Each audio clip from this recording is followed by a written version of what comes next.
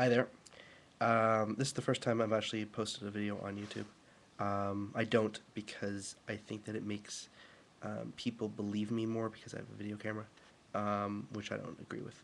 I will, however, fight fire with fire by responding to someone's video with another video, because the comment section of YouTube doesn't seem to be very effective, as the author is able to delete them. I'm sure maybe the author can delete a video as well, but I'm hoping that N8 Glenn decides not to.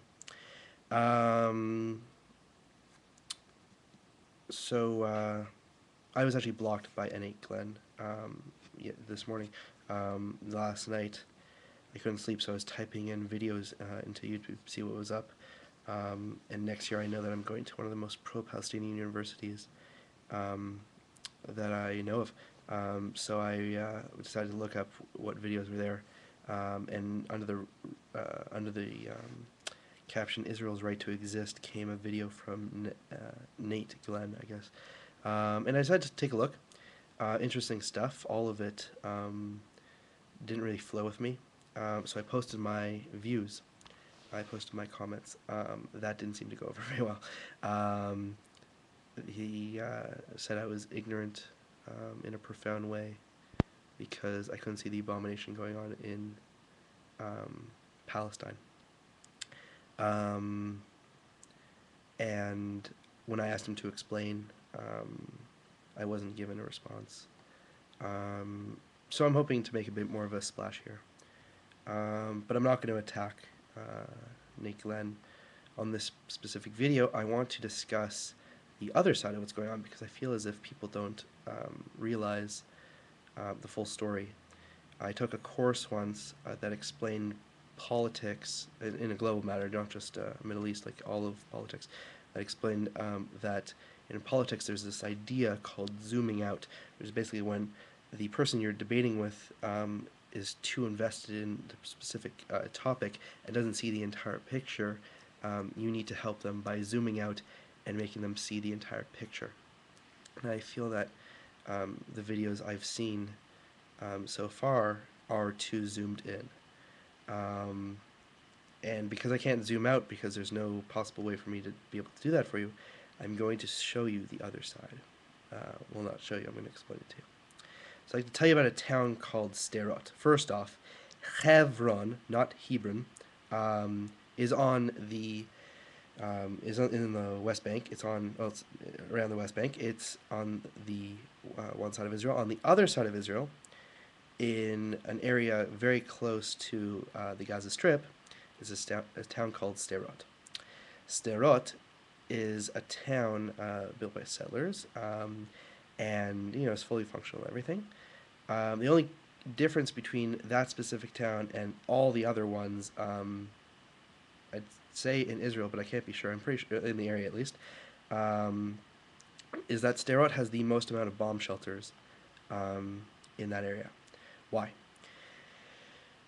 Well, basically Hamas and the leadership of the Palestinians, I won't say the PLO, but the Palestinian leadership, basically numerous amount of rockets, mainly Qassam rockets, which I don't know if you know the difference, but that's a very intense mortar kind of fired rocket, were being fired into Sderot specifically. I won't be able to give you a number specifically on Sderot, but I can tell you that this was one of the main reasons for starting the war in this past December, well, the end of December. The main the main reason, maybe for other reasons, but this was one of the reasons. And just to put it in mind, the number of rockets fired in Gaza, or from Gaza rather, into Israel at the end of, or in December, was 360, mortars 240. That's just in 1 month. And that's just rockets and mortars. That's just the ones they can also account for that were fired from Gaza, because there's other that they don't know where they're fired from. They know that they've hit. So it's important to know the other side. So I hope that this will do so. So anyways, in Sderot, I was in a street called Ben Yehuda in Jerusalem once, and they had a shirt stand or whatever. I looked at some of the shirts, and there's this one shirt, and I bought it. I really enjoyed it.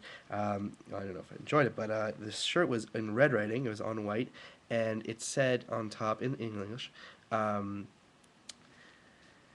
Starot countdown timer. And then underneath had this little clock thing, and it had 15 seconds listed on the timer. So you're going to ask me what that is. It's written in red because in Israel, when you hear Tseva Adom, which means code red, over the loudspeakers, you can definitely hear this in Sderot. That means that a rocket's coming in. And you have 15 seconds to get to a bomb shelter. A lot of preschools and schools, nurseries, and old age homes are built in bomb shelters. So like they live underground, or they do activities underground rather than having to run in because, especially during the war, it was so many and so frequent that you'd get out of the bomb shelter for only a little while and then have to go back in for probably about the same amount of time. And it's not just 15 seconds staying in the bomb shelter either, because they have to make sure that another one's not coming in. Because one of the big problems they have is they sense one coming in, but they don't know that the second one's being fired as well. So the second one makes more of damage because people exit their bomb shelter after they hear the first bang. Anyways, so I went on this trip to Sderot, and they tell you at the beginning of the trip, they say, wear running shoes. And of course, all the American kids on my program were a little freaked out, but it was kind of funny. And so we pretty much went over there. We saw the bomb shelter. Some of them even colored. The kids have so much time under there that they paint the inside to make it look nice, because they know they're going to spend a lot of time there. And pretty much that's how it works. Sderot still gets rockets fired at it, and Gaza fired, I guess, I don't know what the actual number is, but I can look at charts. I'll probably tell you there's probably about 200 per month from January to June, and the same for November and December. That's a lot. That's too many. Let's just put it that way.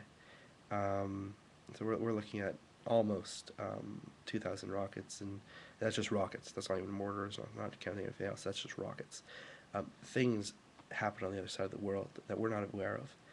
Books, movies, YouTube clips, documentaries, newspapers, none of this stuff can tell you the actual truth because it's coming from a biased view. No matter how much you say, no, this guy, he's an Israeli, but he is pro-Palestinian, so that must be true. No, it's not the way it works. It doesn't work like that. You can't just say that something's true because you think it is. You have to go over there and you have to see what's going on.